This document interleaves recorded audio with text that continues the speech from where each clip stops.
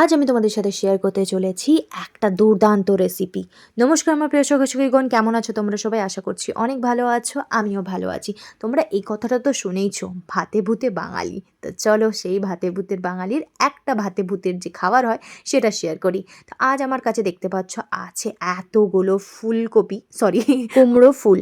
তোমরা এগুলো দেখে ভেবো না যেন আমি বাজার থেকে কিনেছি। এই সব ফুলগুলো কিন্তু আমাদের বাড়ির ছাদে হয়েছে। এই গাছটা থেকে আবার একটা ছোট করে কিউট বড় ফুলকপিও, সরি দেখছো আমার মুখ থেকে খালি ফুলকপি বেরোচ্ছে, কুমড়োও হয়েছিল। শীতকাল না, তাই খালি ফুলকপি ফুলকপি বেরোচ্ছে। যাই হোক, সবার প্রথমেই আমরা কুমড়োর ফুলগুলো ছোট ছোট করে কেটে নিয়ে ভালো করে ধুয়ে নিয়ে পেস্ট করে নেবো। এর মধ্যে দিলাম, দেখতেই পেলে, রসুন দিয়েছি আর দিয়েছি কাঁচা লঙ্কা। কাঁচা লঙ্কা যে যেমন খেতে চাও সেরকম দিতে পারো। আমরা এটাকে গ্রাইন্ড করে নিয়েছি। উল্টো দিকে দেখতে পারলে গ্যাসের মধ্যে কড়াই চাপিয়ে হালকা ফোড়ন তেলের মধ্যে দিয়ে গরম হয়ে যাওয়ার পর আমরা দিয়ে দিলাম ওই পেস্টটা। এর মধ্যে দিলাম তারপরে আমি হলুদ আর একটু লবণ। এটা যদিও আমি নিজেই ফার্স্ট টাইম বানাচ্ছি, তাও আবার ইউটিউব দেখে। সত্যি কথা বলতে ইউটিউব থেকে বানিয়েছি বটে ঠিকই, বাট সত্যি এটা খেতে না কিন্তু দুর্দান্ত হয়েছিল। আবার কি, জলটা মরে যাওয়া পর্যন্ত এটাকে নাড়িয়ে যেতে হবে ভালো করে, একদম রসিয়ে কষিয়ে নিলাম আমরা।